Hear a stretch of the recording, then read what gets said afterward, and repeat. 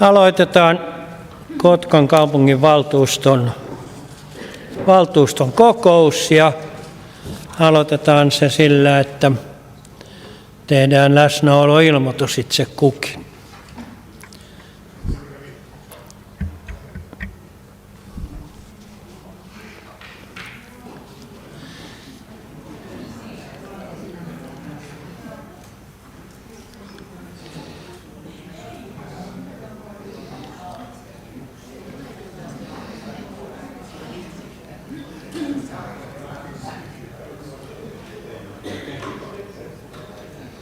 Noniin.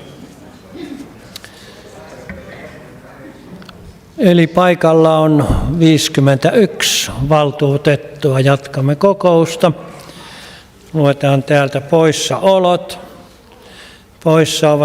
Poissaolosta ovat ilmoittaneet Pasi Hirvonen, hänen tilalleen Sami Kirjavainen, Alisa Hyytiäinen, hänen tilalleen Matti Koski, Marianne Bruus, hänen tilalleen Riikka Kinnunen, Ilari van der Steen, hänen tilanneen Susanna Blomberg, Noora Järvikangas poissaolo, hänen tilallaan Päivi Leijamaa, Sami Ristiniemi poissaolo, Matti Kekarainen hänen paikallaan ja vielä poissaolosta ilmoittanut Milla Tuomala ja hänen tilallaan Kari Niininen.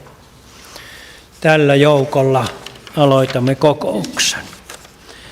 Ja sitten pykälä 26, kokouksen laillisuus ja päätösvaltaisuus. Todetaan kokous lailliseksi ja päätösvaltaiseksi. Todettu. Ja pöytäkirjan tarkastajat vuorossa ovat Jani Paananen ja Katri Paatero. Sopiiko? Katri sopii, eli Jani Paananen ja Katri Paatero ovat pöytäkirjan tarkastajat. Käsittelyjärjestys esittelytekstinä hyväksytään listan mukaisena. Avaan keskustelun. Keskustelu päättyy, eli esityksen mukainen käsittelyjärjestys. Ja ensimmäisenä asiana pykälä 10, Kotkankatu 10, asemakaavamuutos. Ja siellä on esittelyteksti ja päätösehdotus. Kaupunginvaltuusto päättää hyväksyä asemakaavan muutosehdotuksen Kotkan kaupungin 3. kaupungin osaa Kotkan saari, kortteli 56, tonttia 11, Kotkankatu 10, kaava numero 0521, kaupungin rakennelautakunnan esittämällä tavalla sekä nähtävillä olleesta kaavaehdotuksesta saatuihin lausuntoihin laaditut vastineet. Avaan asiasta keskustelun. Ei pyydettyjä puheenvuoroja. Kaupunginhallituksen esitys tulee päätökseksi.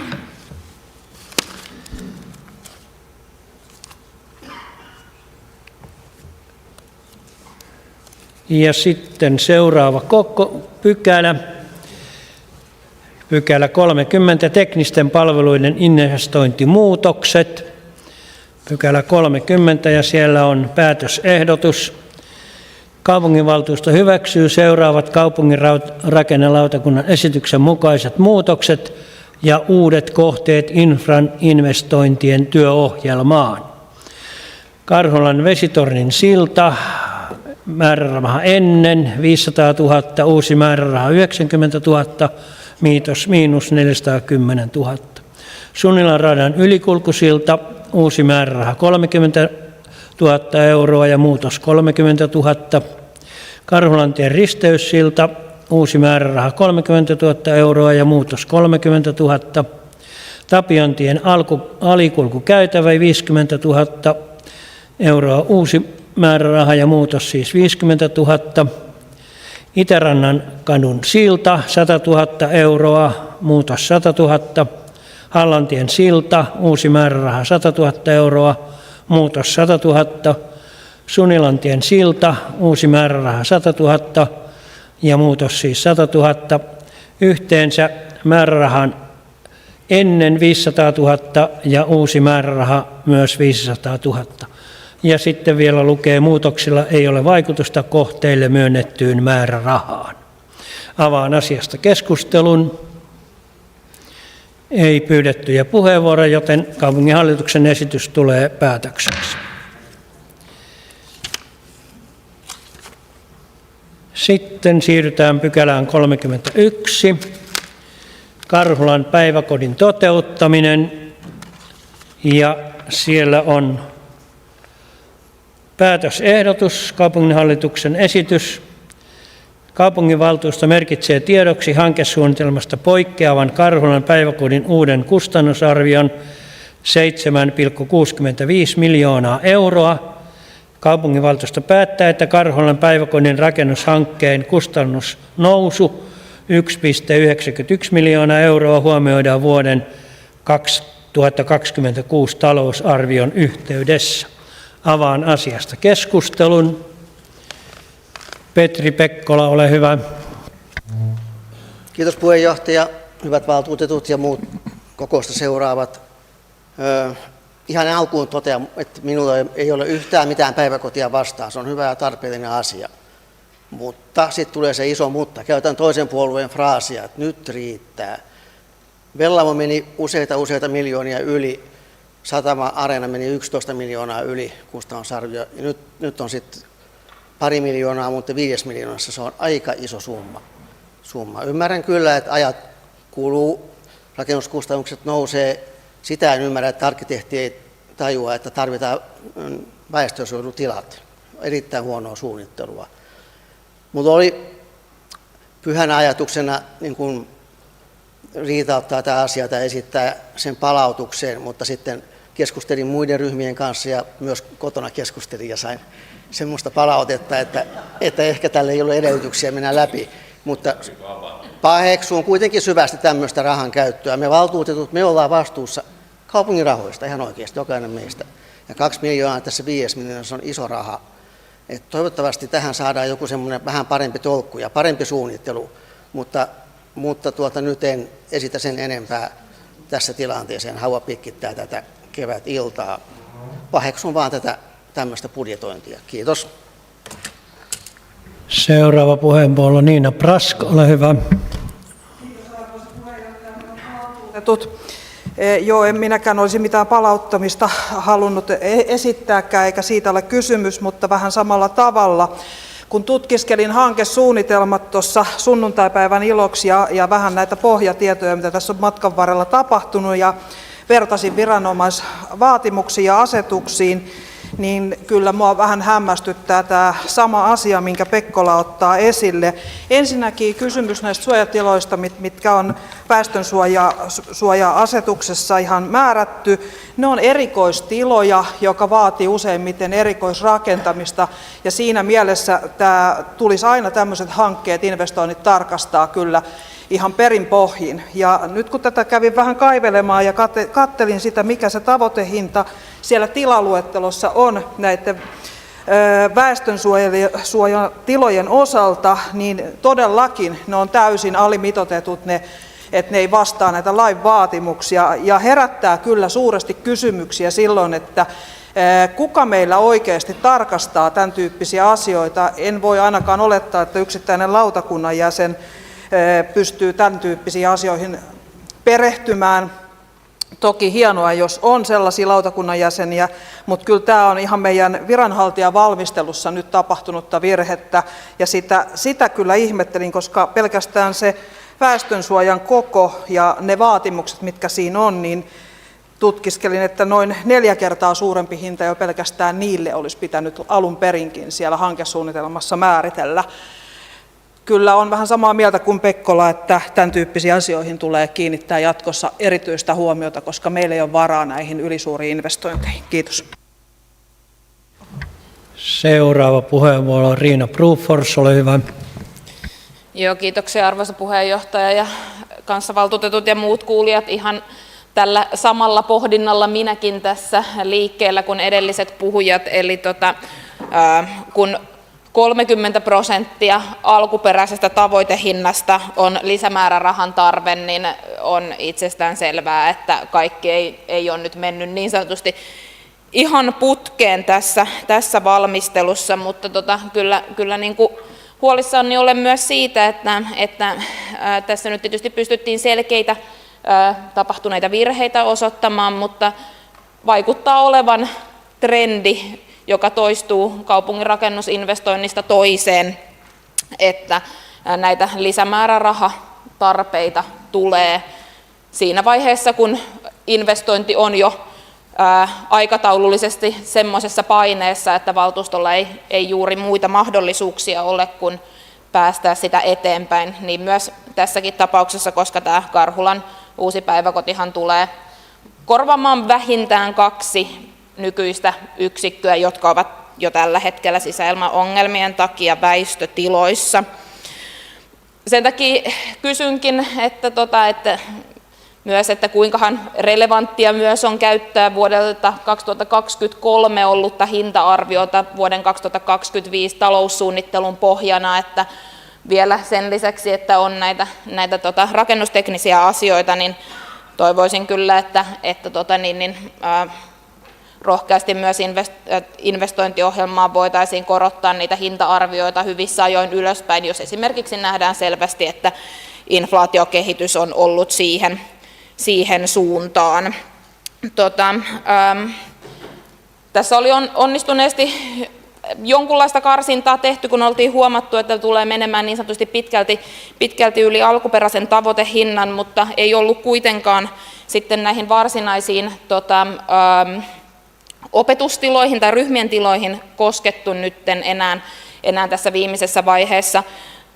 On itsestään selvää, että lapset tarvitsevat hyvät tilat ja varhaiskasvattajat sitä varten, että työtä pystytään tekemään siellä laadukkaasti, mutta kun ollaan rakentamassa kuitenkin tarveselvityksen mukaan 7-ryhmäistä päiväkotia ja tiedetään, että ollaan tehty vastikään kuluvalla valtuustokaudella palveluverkkoselvitys, joka on osoittanut, että Kotkassa varhaiskasvatustarve kunnallisella puolella tulee laskemaan vuodesta 2022 vuoteen 2028 noin 240 lasta, että oltaisiinko sitten sitä ryhmäkokoa voitu vielä tässä vaiheessa myös tarkastella, jotta oltaisiin saatu hintaa alemmas, ja tietenkin myös huoli tässä on se, että isojen yksiköiden rakentaminen voi ajaa siihen, että maantieteellisesti Karhulan varhaiskasvatuspalveluverkko tulee tiivistymään näille muutamille tietyille alueille. Kiitos. Kiitoksia. Sitten seuraava Mikko Almgren, ole hyvä. Joo, kiitos arvoisa puheenjohtaja. Valtuutettu Pekkola on tässä aivan oikeassa ja myös aivan oikeassa siinä, että hän ei riitauta tätä. Ja tosiaan se väistötilakin olisi sitten maksanut aika paljon, olisi voinut mennä vielä enemmänkin rahaa.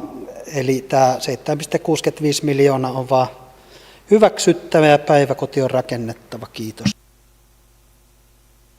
Seuraava puheenvuoro Pekka Posti, ole hyvä. Kiitos arvoisa puheenjohtaja, hyvät valtuutetut. Olen sitä mieltä, että lapset tarvitsevat terveitä tiloja, oli sitten päiväkoti tai koulu. Ja minusta valtuutettu Pekkola otti tämän todella tärkeän asian esille. Se on hieno juttu. Mutta jos nyt ajatellaan kokonaisuutta, niin meillä on paljon semmoisia päiväkoteja tai ehkä enemmän kouluja, joita on peruskorjattu, rakennettu lisää ja ei sielläkään ne mitoitukset enää päde. Omassa työpaikassa, jossa useita vuosia työskentelin, niin tuo väestösuoja 150 henkilöä, parhaimmillaan 280 oppilasta. Ei me olla ihan terveellä pohjalla näissä jutuissa kuitenkaan.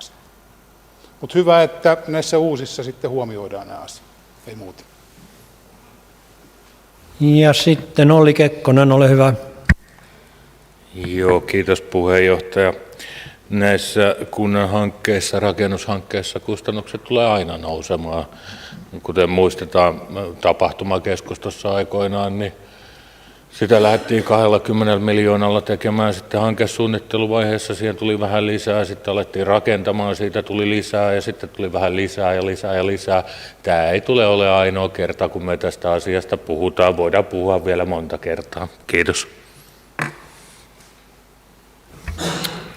Ei muita pyydettyjä puheenvuoroja, joten pykälän 31 kohdalla kaupunginhallituksen esitys tulee päätökseksi. Ja sitten siirrytään pykälään 32, laina Kotkan asunnot Oy:lle 2020-2025. Ja täällä on päätösehdotus.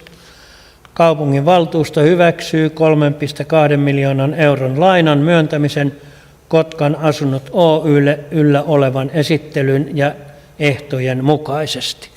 Avaan asiasta keskustelun. Ei pyydettyjä puheenvuoroja. Kaupunginhallituksen esitys tulee päätökseksi. Ja sitten siirrytään pykälään 33. Hyvinvointikertomuksen vuosiraportti vuodelta 2024. Ja täällä on päätösehdotus.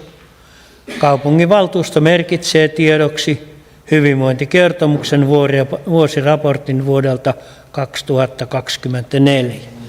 Avaan asiasta keskustelun. Tiina Montonen, ole hyvä. Kiitoksia, arvoisa puheenjohtaja. Hyvät valtuutetut.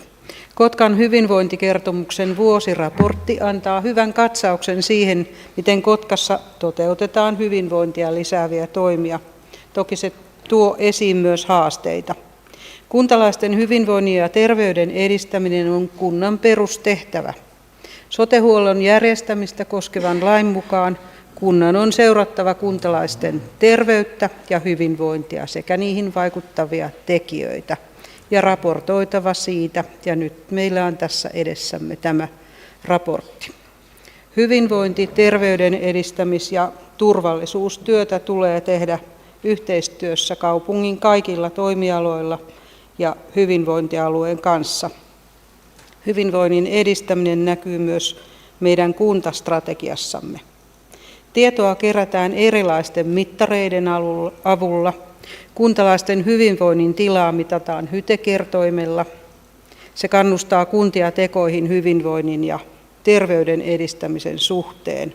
Ja kuntien valtionosuuden suuruus määräytyy osittain sitten näiden tekojen mukaan, ja tämä on merkittävä asia muistaa.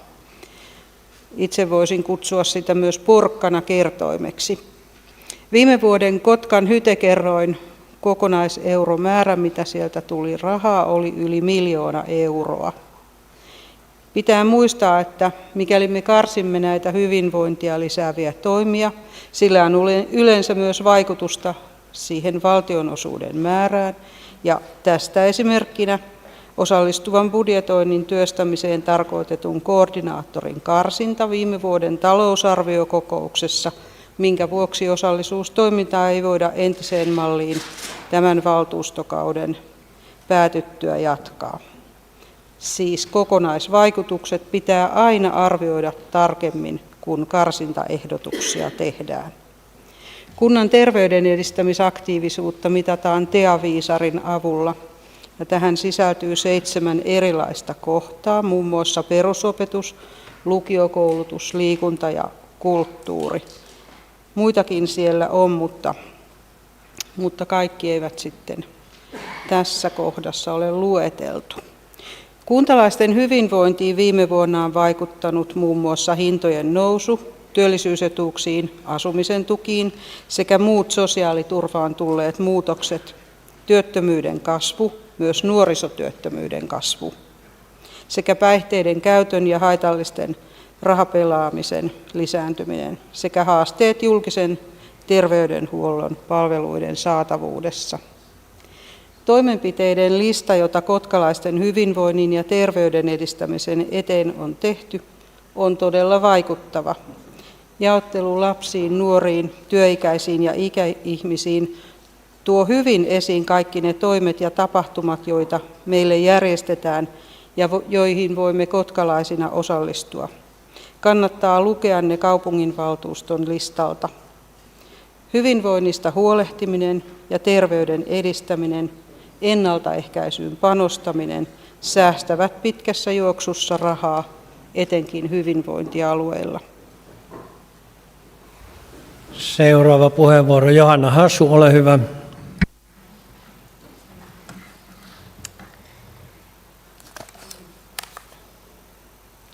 Arvoisa puheenjohtaja, hyvät valtuutetut, virkamiehet ja muut kuulijat. On ilo todeta, että kotkalaiset ovat tyytyväisiä kotikaupunkiinsa ja siihen meillä on syytäkin. Kotka tarjoaa upeat maisemat, viihtyisät puistoalueet ja ympäristön, jossa on hyvä elää ja olla.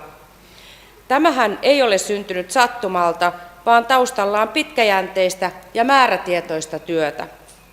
Olemme panostaneet moniin asioihin, jotka tukevat ihmisten arkea. Jatkuva oppiminen, digituki ja asumisneuvonta ovat hyviä esimerkkejä siitä, miten olemme pysyneet ajan hermolla ja vastanneet muuttuvan maailman tarpeisiin. Kulttuuritarjontamme on rikasta.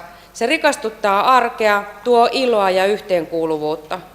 Kaikukortti on erinomainen esimerkki siitä, miten voimme avata kulttuurin ovia myös niille, joilla muuten ei olisi siihen mahdollisuutta.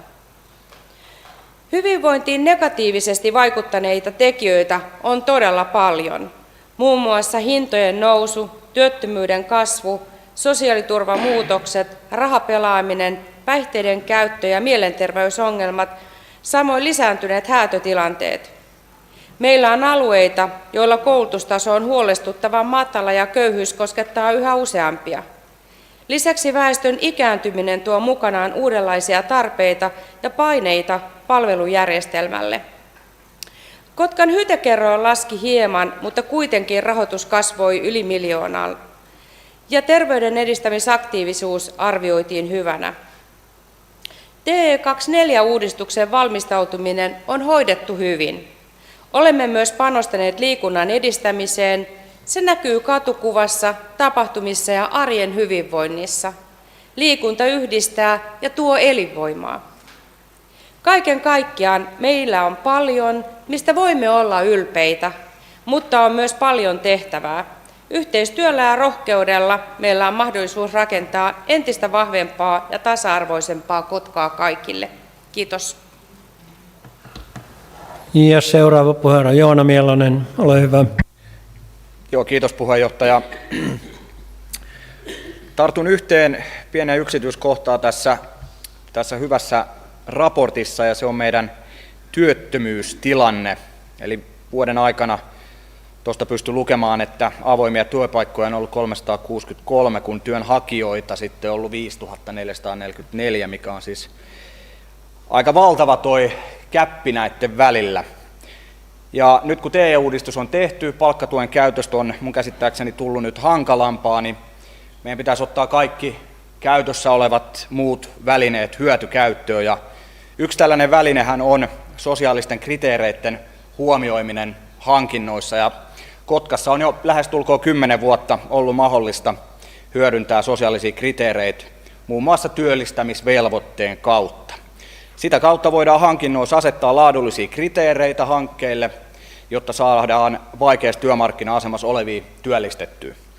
Ja Kotkassa pelkästään näitä pitkäaikaistyöttömiä raportin mukaan on 1000 henkilöä. Eli tämä työ kannattaa. Ja ensi kertaa me käytettiin tällaista velvoitetta Käpylän koulun rakentamisessa. Sen kautta pystyttiin työllistämään vaikeassa työmarkkina-asemassa olevia nuoria muutama kappale. Edelleenkin ihmettelen, että minkäänlaista loppuraporttia tai analyysiä tästä velvoitteen käytöstä ei ole tehty, eikä myöskään päätöksiä sen tulevasta käytöstä. Esimerkiksi Tampereella on käytössä tällainen prosenttimalli, jossa palvelun tuottaja käyttää etukäteen määritellyn prosenttiosuuden hankinnan arvosta työllistämiseen tai sen edistämiseen, ja se on heillä kaikissa hankinnoissa tällä hetkellä käytössä. Niin lähinnä kaikille puolueille tulevaa ajatellen kysymys, että nyt kun työllisyys ja työllistäminen on siirtynyt kunnille ja Kotkakin joutuu lähitulevaisuudessa käyttämään edelleen suuria summia hankintoihin ja investointeihin, niin miksi emme käyttäisi tällaista työllistämisehtoa ja luo sillä oikeita työmahdollisuuksia vaikeassa työmarkkina-asemassa oleville. Eli pyydän edelleen puolueita miettimään, että kun tulevaisuuden näistä hankkeista päätetään, että me voitaisiin hyödyntää näitä meidän hankkeita, että me saataisiin meidän vaikeassa työmarkkina-asemassa oleville työttömille oikeita töitä. Kiitos. Ja sitten Eeva-Liisa Frilander-Paavilainen, ole hyvä. Puheenjohtaja, hyvät valtuutetut ja muut läsnäolijat. Raportti oli erittäin mielenkiintoista luettavaa ja tarkasti ja huolellisesti tehty koko raportti. Siellähän tämä hyytekerroin on kaikkein tärkein, koska sen perusteella myöskin niin tulee terveyden tätä rahoitusta. Ja sehän jakautuu kahteen osaan. Se on prosessi-indikaattorit on siellä ja sitten tulosindikaattorit. Ja tämä prosessi-indikaattorit, johon kuului liikunta, peruskoulut, kuntajohto ja kulttuuri, niin niissä on menty eteenpäin täällä Kotkan kaupungissa.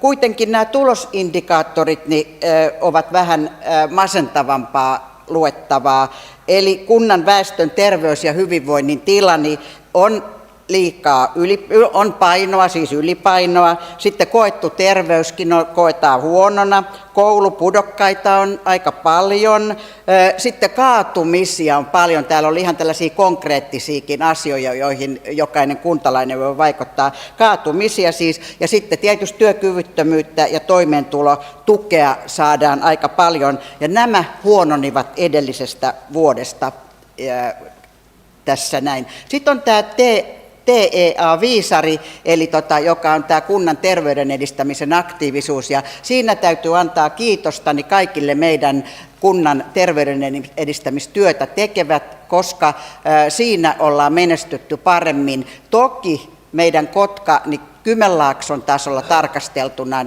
menestyy kaikkein huonoimmin näistä kunnista.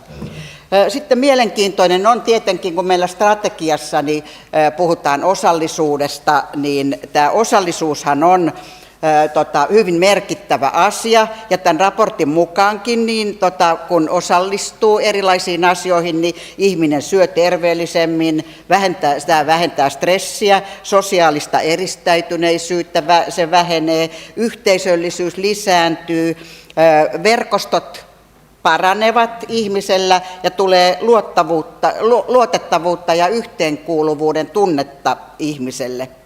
Tämä kulttuurilähete jo mainittiin tässä, joka tätä osallisuutta lisää meillä kuntalaisilla, ja sitähän on käytetty kulttuurilähetettä erittäin aktiivisesti. Muun muassa sen avulla ihmiset ovat osallistuneet Kymi-sinfonietan konserteihin.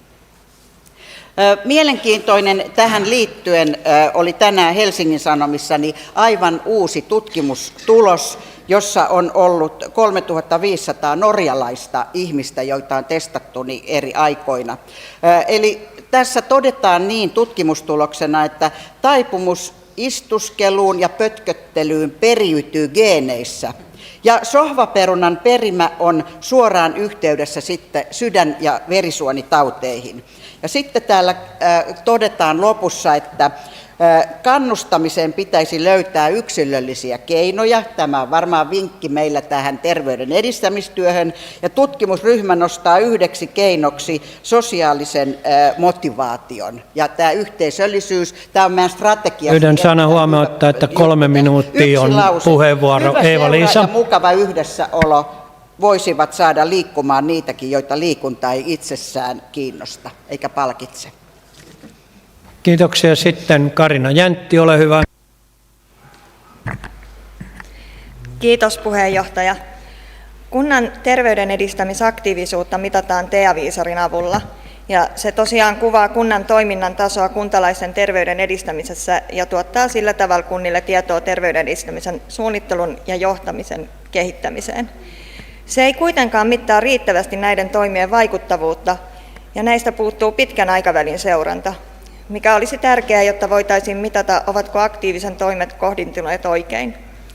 Toki viisari on meille tärkeä, mutta pitää osata erottaa toisistaan toimet, joilla saadaan kuntana rahaa, ja toimet, jotka ovat oikeasti vaikuttavia terveyden edistämisen kannalta. Kiitos. Sitten Anne Heikkilä, ole hyvä. Kiitos arvoisa puheenjohtaja, hyvät valtuutetut ja muut kuulijat. Meillä on tässä ollut luettavana hyvinvointiraportti vuodelta 2024, joka oli kyllä niin kuin monipuolinen ja erilaisia ajatuksia herättävä. Ja itse nostin niin kuin sieltä ehkä haasteita, sellaisia asioita, että me on aina ollut sitä mieltä, että Kotka on hyvä paikka elää ja olla, mutta ei se ole kaikille. Että jos me nyt nostetaan täältä haasteesta päihde- ja mielenterveysongelmien lisääntyminen, matala koulutustaso verrattuna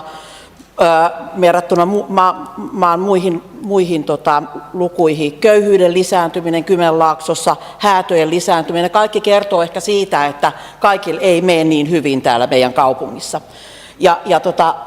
Sitten mietin sitä, että kun täällä on valtavan hyviä asioita sitten täällä onnistumisissa, josta nyt nousen esimerkiksi, nostan tämmöisiä kuin runsaasti meillä on järjestöjä, jotka järjestää monipuolista tekemistä kaiken ikäisille, ja me tiedetään, että yksinäisyys tappaa, ja nämä järjestöt usein ottavat erilaisia yksinäisiäkin ihmisiä huostaansa ja järjestävät heille tekemistä, ja meillä on monipuolinen kulttuuritarjonta, meillä on kaikukorttitoiminta, joka mahdollistaa myös vähävaraisille erilaiset kulttuuritoiminnot, niin ajattelin, että mitä jos meillä ei olisi näitä, kuinka paljon huonompi tämä tilanne on. Ja nyt yhden asian haluan nostaa. Meillä on aina, kun me käydään läpi niin kuin meidän väestöön, niin aina jotenkin niin kuin nostetaan ikäihmiset semmoisena niin kuin haasteena. Ja täällä nytkin lukee, että lisääntyvä ikääntyvä väestön määrä ja hyvinvointi.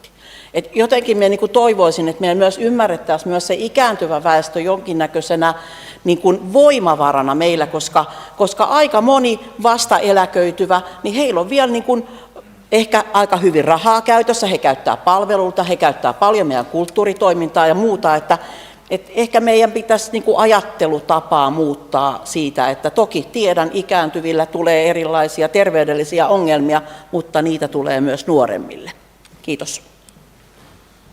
Niina Brask, ole hyvä. Kiitos arvoisa puheenjohtaja, hyvät valtuutetut. Kyllä tässä viisarit värähtelee, kun lukee tätä kuntakorttia ja tätä tilannetta.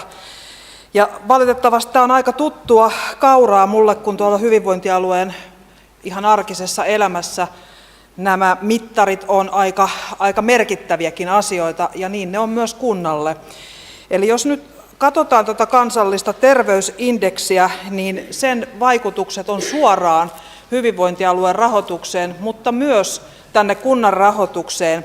Jos hyvinvointialue onnistuu täydellisesti HYTE-kertoimen toteuttamisessa, se tarkoittaa HYTE-kertoimen osalta hyvinvointialueelle se 10 miljoonaa rahaa. Ja 10 miljoonalla eurolla aika pitkälle pystytään kehittämään myös tätä perusterveydenhuoltoa, ennaltaehkäisevää, kaikkea tätä HYTE-työtä, mitä on tässä raportissakin kerrottu. Ja oleellista tässä on se, mistä on käyty, esimerkiksi poliisi, joka pitää vuosittain aina tämän oman katsauksen, viimeksi kertoi, ja taisin siitä käyttää silloinkin puheenvuoron, että tämä on niin huolestuttava tilanne Kymenlaaksossa monelta osin, että tässä tulee tehdä tämmöinen niin sanottu vähän tämmöinen moniammatillinen yhteistyö, jossa on kunnat, hyvinvointialueet, järjestöt yhteistyössä, että nyt niin loppuu tämä voivottelu ja meidän pitäisi alkaa tekemään näitä tekemisiä, eikä joka kerta tätä kuntakorttia lukea, ja tämä vie tätä kaupunkia huonompaa suuntaan, jos me ei näille asioille nyt tehdä jotakin. Ja tämä on semmoinen asia, että me ollaan puhuttu monta kertaa täällä esimerkiksi Karhuvuoren tilanteesta, että kuinka sinne on keskittynyt tietty asukasryhmä, mutta pelkällä makkaran paistolla, kuulkaa tuolla Vaalitoreilla, me ei sitä Karhuvuoren tilannetta eikä mitään muutakaan hoideta, vaan on erityisesti sitä mieltä, että näihin kuntakortin huomioihin tulee kiinnittää huomiota ja tehdä myös sitten ratkaiseva toimintasuunnitelma, jolla näistä päästään eteenpäin. Muistutan kuitenkin, että vaikka tämä on aika karua ja tämmöistä rutiininomasta, mitä tässä lukee näissä taulukoissa, niin kyllä meillä oikeasti myös voidaan hyvin. Et aika usein me nyt turrutaan siihen ajatukseen, että meillä on kaikki hirveän huonokuntoisia ja voi huonosti ja huono-osaisuutta, mutta meillä on myös hyvin eläviä, hyväkuntoisia lapsia ja nuoria. Ja senpä takia meidän pitää kaupungissa keskittyä siihen, että meillä on liikuntapaikat kunnossa, saadaan liikkumaan lapset, nuoret, aikuiset, ikäihmiset, ja sillä pystytään osallisuudella torjumaan myös sitä yksinäisyyttä, mistä tässä salissa on aika monta kertaa puhuttu. Eli ihan omilla toimilla tässä kunnassa pystytään asioihin vaikuttamaan. Kiitos. Seuraava puheenvuoro Riitta Klemola. Kiitos puheenjohtaja, hyvät valtuutetut. Kiitos tästä laajasti laaditusta vuodelle 2024 päivitetystä raportista. Siitä kuvastui kansalliset ja kansainväliset kriisit ja tässä on tullut paljon hyviä asioita ja huomioita, mutta muutama sana sitten näistä omistakin huomioista vielä, kun luin tätä.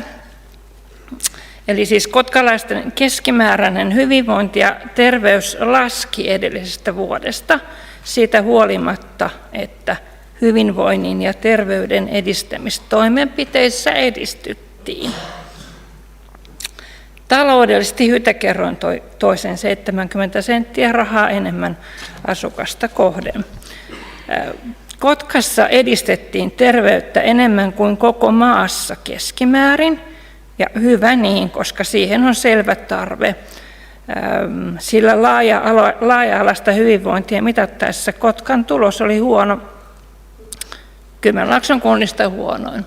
Tässä nyt mainittiin kyllä se jo.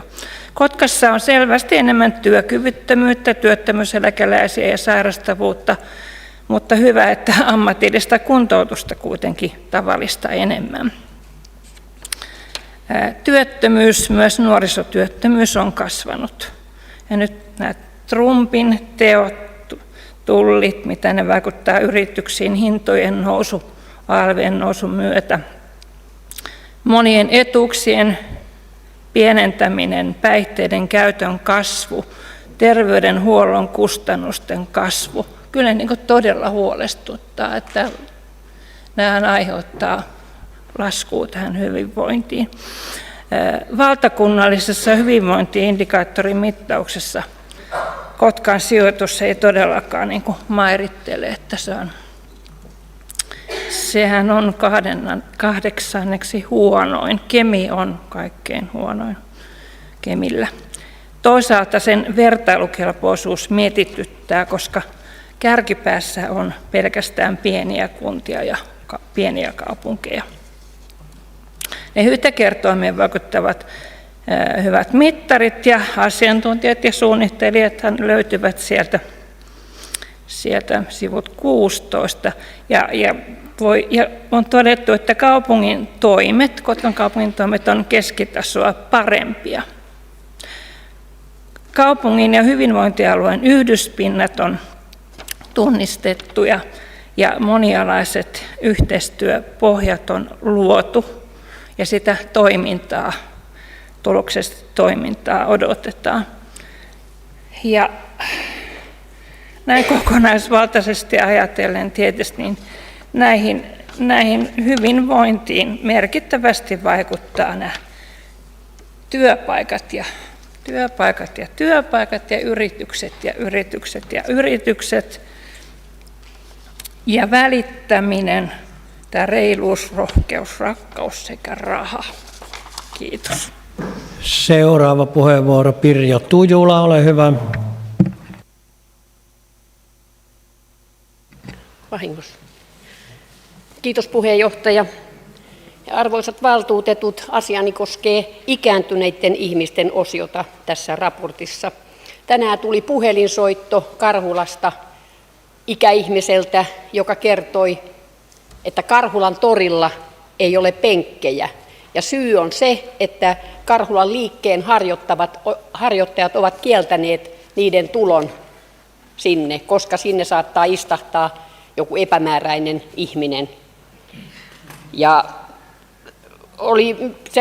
tämä oli ihan asiallinen ihminen, kun soitti, ja sen jälkeen soitin puistotoimistolle ja kysyin asian todenperäisyyttä, jossa sanottiin, että todellakin Karhulan liikkeen harjoittavat ovat kieltäneet, että sinne ei penkkejä tule.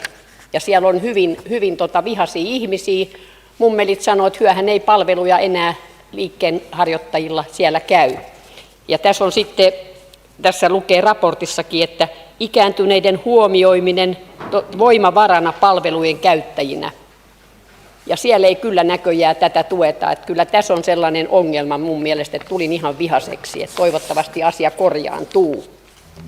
Kiitos. Haluaako Päivi Leijonmaa tähän repliikin? Ole hyvä, lyhyt.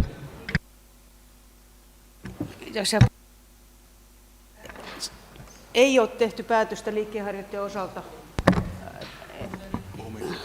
Niin, ei ole tehty päätöstä liikkeenharjoittajan puolesta, että sen otan seuraavassa kokouksessa esille, että mistä moinen päätös on tullut, annan sitten tietoa siitä, onko päätöstä jostain muusta tahosta kuin liikkeenharjoittajan puolesta. Kiitos. Seuraava puheenvuoro, Sami Virtanen. Arvoisa puheenjohtaja, hyvät valtuutetut. Ihan alkuun kiitos valtuutettu Frilander Paavilaiselle. Sain ihan uuden, jopa tieteeseen perustuvan argumentin kotikäyttöön, kun mä seuraavan kerran huomautetaan sohvalla löhöilystä. Mutta itse asiaan, niin raportti on hyvä ja mun mielestä nämä puheenvuorot, mitä täällä on käytetty, niin kuvastaa sitä, että tässä salissa ymmärretään hytetyön tärkeys ja mun mielestä näin on syytä ollakin, sillä hytetyön tärkeys pitää ymmärtää meidän päättäjien, mutta myös viranhaltijoiden koko organisaatiossamme. Ja sen myötä niin meillä täytyy olla valmius resurssoida hytetyöhön tarkoituksenmukaisella tavalla. Ja ensimmäinen tapa voisi olla myös se, että kun uusia päättäjiä koulutetaan, niin avataan siellä, että mitä hytekertoin tarkoittaa ja miksi se on meidän toiminnan kannalta niin tärkeää. Mutta aivan yhtä tärkeää on pitää omalta osaltamme huolta myös siitä, että yhteistyö hyteasioissa, hytetyössä on alueen muiden kuntien, hyvinvointialueen ja kolmannen sektorin kanssa avointa, aitoa ja aktiivista. Antti Hyyryläinen. Joo, kiitos puheenjohtaja. Hyvät valtuutetut, tässä valtuutettu Heikkilä nosti esiin hyvin näitä haasteita, joita tänne on kirjattu, ja mielenterveysongelmia, sairastavuutta, köyhyyttä, matalaa koulutustasoa, alhaista äänestysaktiivisuutta ja niin edelleen, ja mitkä kaikki tietysti on sitten hyvinvoinnin kannalta negatiivisia asioita, ja itse ajattelen, että näihin asioihin vaikuttaa myös todella moni muu asia epäsuorasti kuin vain se vaikka kaupungin tekemä niin kuin korvamerkitty hytetyö.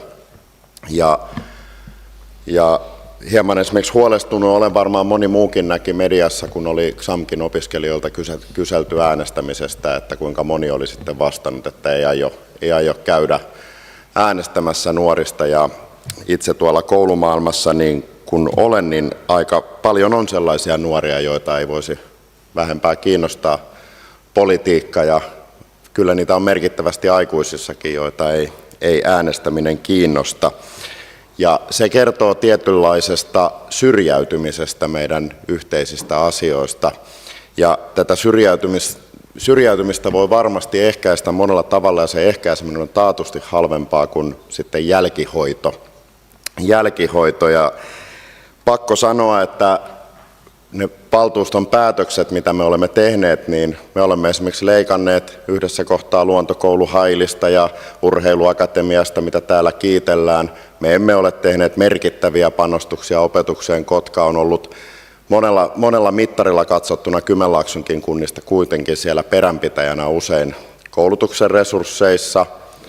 Ja nyt viimeisenä, kun valtiota on parjattu useasti koulutusleikkauksista, mitä ovat toteuttaneetkin, niin tässä kuitenkin valtio halusi panostaa 3 lisäopetustunnilla peruskouluun. Ja mitä tekee Kotka? Se sitten vaan otti ne 3 lisätuntia ja niiden tuomat valtionosuudet valtiolta, mutta säästi sitten samalla ikään kuin 3 tuntia omaa opetusta, jolloin tilanne on +/- eli kun valtio panostaa, niin kunta kompensoi säästämällä, jolloin todellisuudessa emme lisänneet sitä koulutusta yhtään. Niin jos nyt vaikka ala- tai yläkoulussa olisi vaikka yhteiskuntaoppia, sen opetusta tunti enemmän, niin sekin voisi jo tulevissa äänestysprosenteissa näkyä ja niin poispäin. Ja tässä mainittiin ikäihmiset ja heidän käyttämät kulttuuripalvelut, niin sekin on huolestuttavaa, että me jaamme kulttuuriavustuksia nykyään kuin 780 000 vuodessa, ja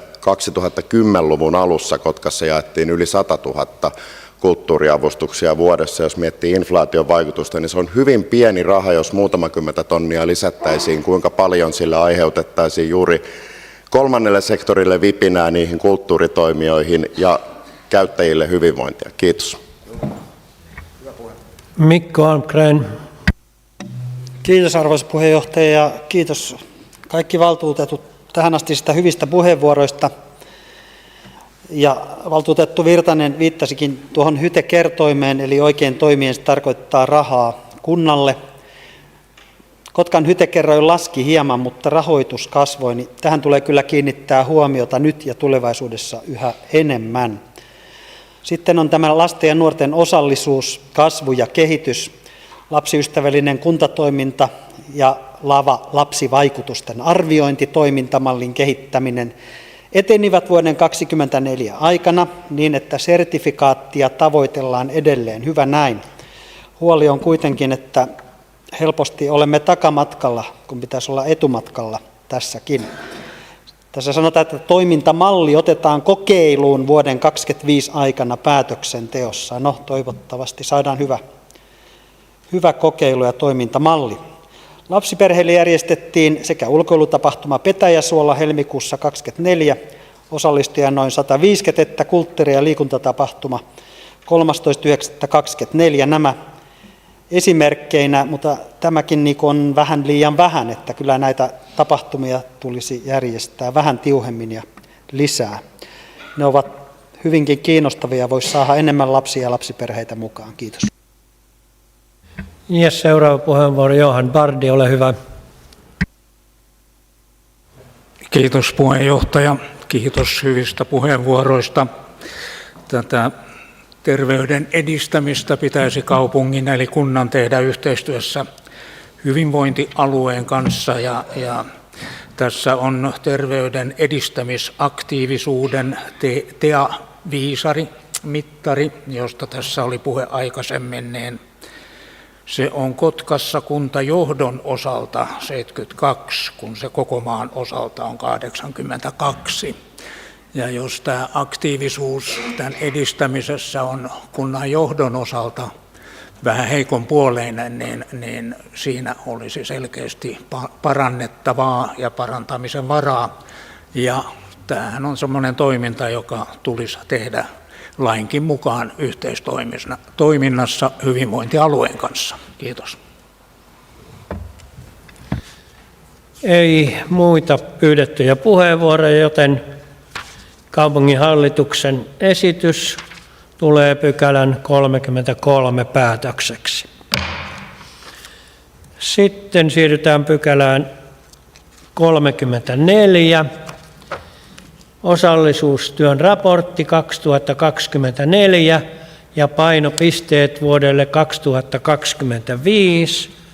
Ja siellä on kaupunginhallituksen esitys. Kaupunginvaltuusto merkitsee tiedoksi osallisuusohjelman raportoinnin vuodelta 2024 sekä teemat vuodelle 2025. Ja tähän on pyydetty kirjallisesti puheenvuoro Jouko Rauhalalta, joten Jouko, ole hyvä.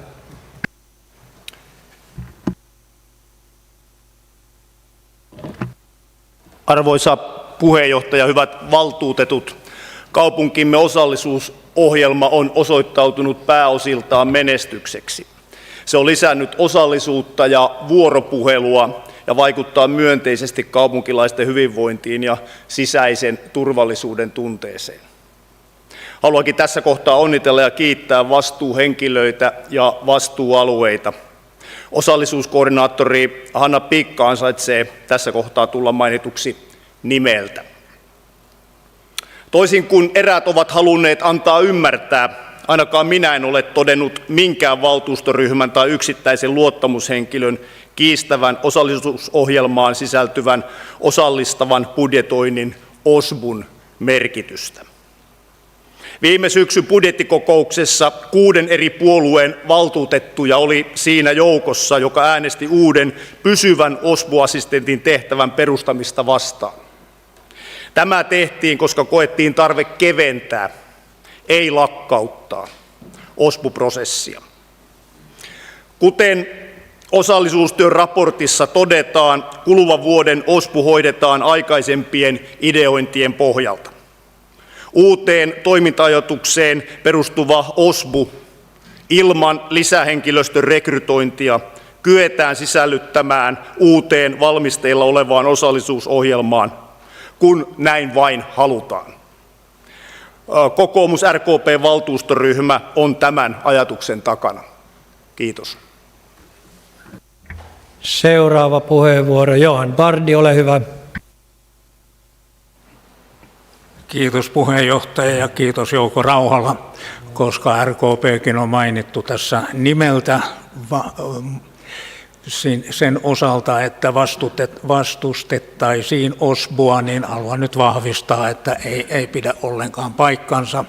Päinvastoin OSPUsta on tullut erittäin paljon positiivista palautetta ja kuntalaiset ovat kiittäneet OSPU-ohjelmaa ja näemme sen tärkeäksi, että se ohjelma jatkuu. Siihen tosin ei tarvita kiinteää virkaa sen asian hoitamiseksi. Kiitos.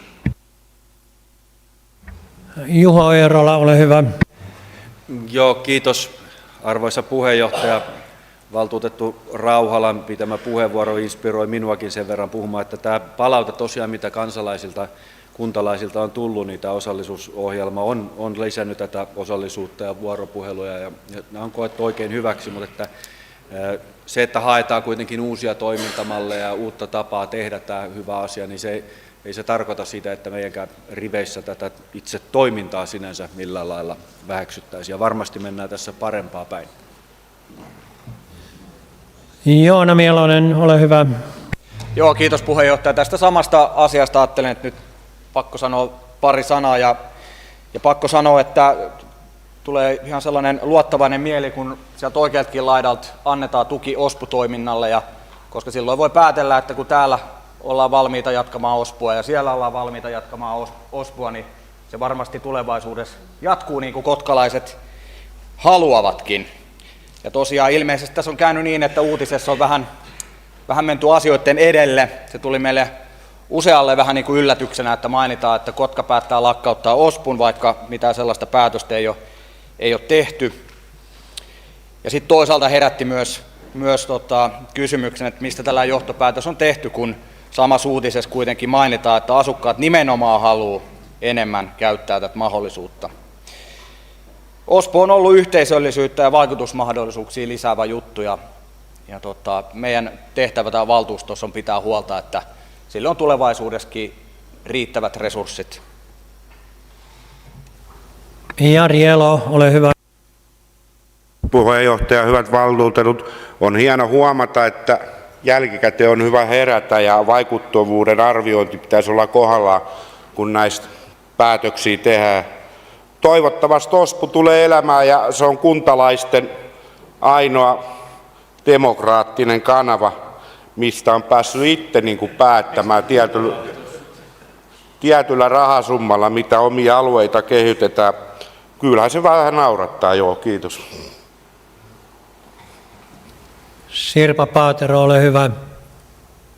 Arvoisa puheenjohtaja, valtuustokollegat, ajattelin todeta sen, että demokratialla on hintansa.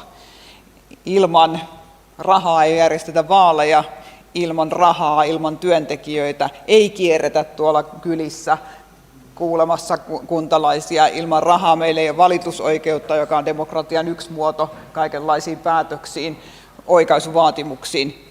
Kaikkeen tähän tarvitaan sitä demokraattisesti täällä päätettyä rahoitusta. Ei niitä kukaan itsekseen tee, ne ei ilmesty mistään tyhjästä. Ja sen takia varmaan seuraava valtuusto, joka sitten syksyllä päättää, niin toivottavasti huomioi tämän demokratia-näkökulman. Etenkin kun tässä maailmantilanteessa demokratiaa ajetaan alas, niin meidän, jos kenen, on taisteltava toiseen suuntaan. Eli lisättävä ihmisten osallistumista, lisättävä sitä yhteisöllisyyden tunnetta, lisättävä sitä välittämistä omasta asuinalueesta, meidän korttelista, naapureista, kaikesta siitä. Ja siihen tämä osallisuusohjelma on mitä parhain väline, mutta se vaatii resursseja. Niitä ei tehdä pelkillä talkoilla. Meillä on monia hyviä keinoja tässä ja lisään vielä yhden keinon.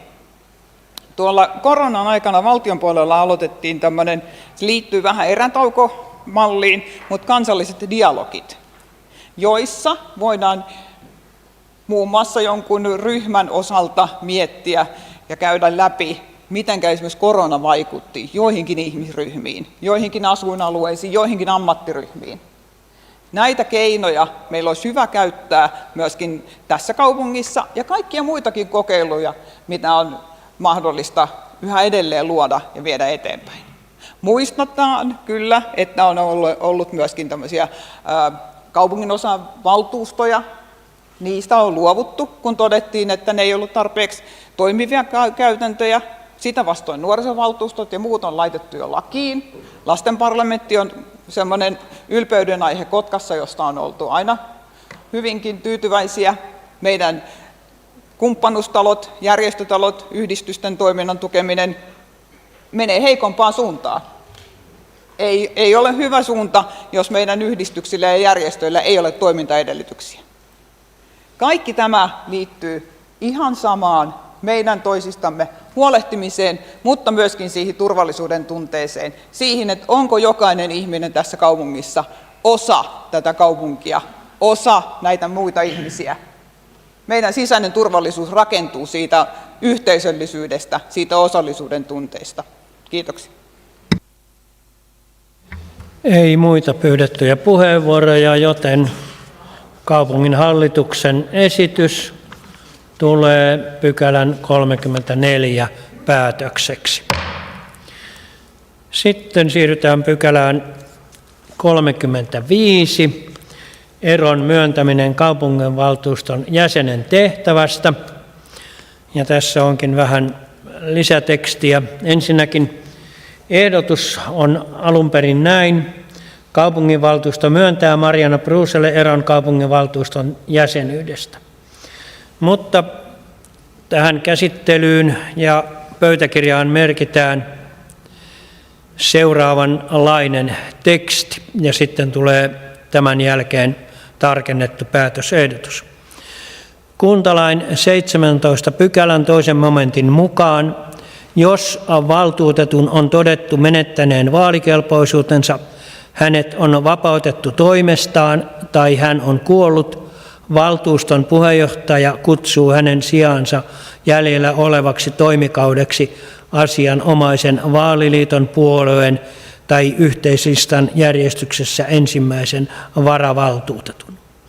Vihreiden ensimmäinen varavaltuutettu Aleksi Laine on henkilökohtaisiin syihin vedoten pyytänyt eroa varavaltuutetun tehtävästä 28.3.25. Tämän myötä häntä ei voida kutsua valtuutetuksi, vaan hänelle tulee myöntää ero varavaltuutetun tehtävästä.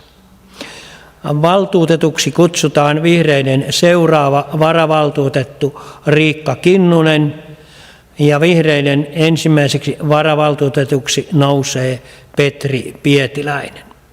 Eli tämä teksti tulee pöytäkirjaan. Ja sitten tämä päätösehdotus kuuluu sitten näin. Kaupunginvaltuusto 1 myöntää Marjaana Bruuselle eron kaupunginvaltuuston jäsenyydestä. 2 myöntää Aleksi Laineelle eron kaupunginvaltuuston varajäsenyydestä. Ja 3 merkitsee tiedoksi, että vihreiden varavaltuutettu Riikka Kinnunen kutsutaan valtuutetuksi. Ja avaan tässä kohtaa tuosta kohdasta 1 keskustelun. Ei pyydettyjä puheenvuoroja, joten kaupunginvaltuusto myöntää Marjaana Bruuselle eron kaupunginvaltuuston jäsenyydestä. Ja sitten kohta 2 myöntää Aleksi Laineelle eron kaupunginvaltuuston varajäsenyydestä. Avaan keskustelun. Ei pyydettyjä puheenvuoroja, joten pykälä tai tuon kohtaan 2 tulee tämä uusi ehdotus päätökseksi. Ja 3. kohta merkitsee tiedoksi, että vihreiden varavaltuutettu Riikka Kinnunen kutsutaan valtuutetuksi. Ja tästä keskustelua ei pyydettyjä puheenvuoroja, joten tämä kolmaskin kohta tulee tämän uuden ehdotuksen mukaan päätökseksi. Eli pykälä 35 on näillä saatesanoilla hyväksytty. Ja sitten jatketaan pykälä 36. Vastaus valtuustoaloitteeseen Kotkan kaupungin lisämäärärahaesitysten lisämenojen kattamisesta. Ja siellä on päätösehdotus.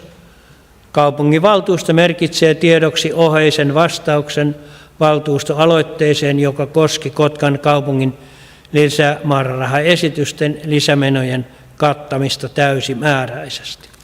Avaan asiasta keskustelun. Ei pyydettyjä puheenvuoroja, joten kaupungin hallituksen esitys tulee pykälän 36 päätökseksi. Ja sitten pykälä 37, kaupunginjohtajan johtajasopimus.